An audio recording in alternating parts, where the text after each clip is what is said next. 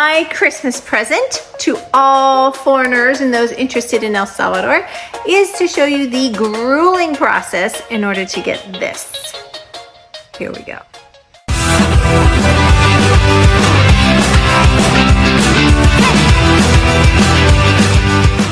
The very first step I explained in a previous video about how to get blood tests done here in El Salvador. Go back down in the playlist until you find the diagnostic test video. I hated the needles though, every time.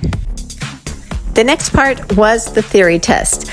I actually failed it the first time because I didn't know it was going to include all the fines and charges and also have a lot of technical words. Guess what? I passed. Kind of barely. Apparently you have to get a 7, you have to get above 7 out of 10 in order to pass, and I got a 7.4. But now comes the easy part, and that's the practical driving test. Something else I found out, you need to know that here in El Salvador, like in the states, they have different categories of driver's licenses. But here the categories are like, you have a motorcycle license, then you can have like a particular, which is like a normal car. And then if you want something that's a truck or a van, that's called a liviana. So you have to do a different kind of license for that. So here I go. So since I am getting a liviana license, I have to do my practical, my driver's test in standard pickup. So I'm doing stick for my driver's test. And if you get a liviana, which is a license that's for anything that's bigger than a kind of a 4-door sedan kind of car, then this is what you got to do. And that's because a lot of like the vans and the microbuses here are actually sticks, which is kind of blew my mind. But if you travel the world, that's the way it is in Europe too. I drove a 9-passenger van in Europe with my kids when we were there, and it was a stick too. So that's something that's a little different, because you'll never see a stick, you know, a Suburban that has a stick, or a van that is a stick in the US. But anyway, so this is Ramon, and he is my driver's test instructor.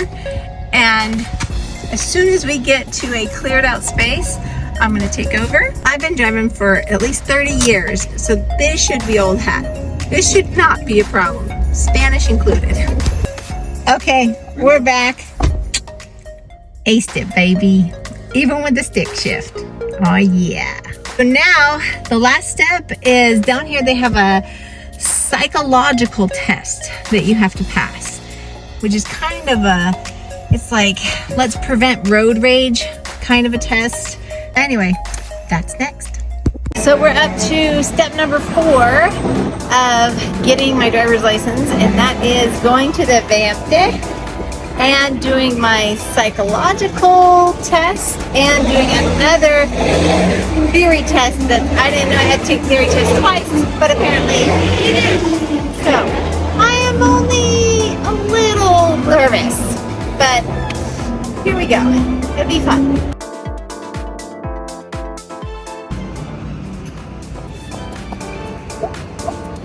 Okay, yay!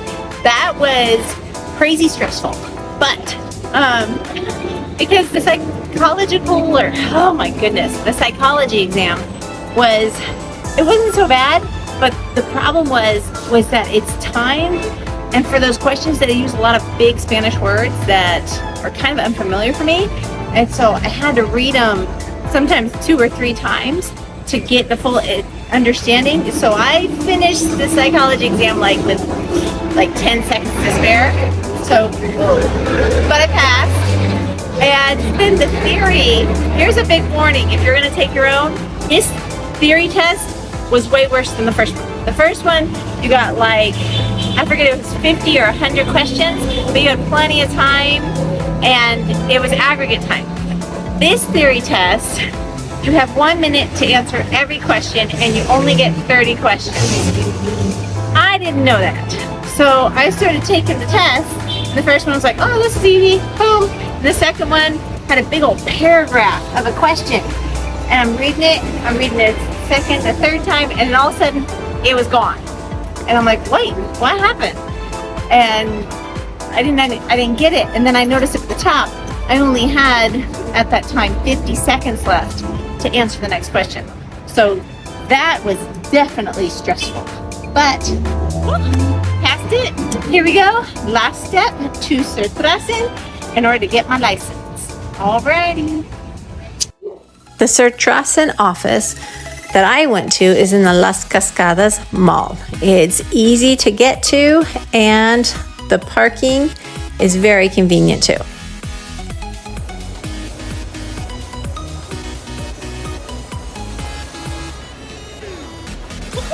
All done. Finally, I can finally legally drive. Took forever, but hey. Okay. I'm all done with Surtrasen, and here were the surprising things. I had to do the visual test again, and since I left my contact at home, I kind of squinted, but I passed.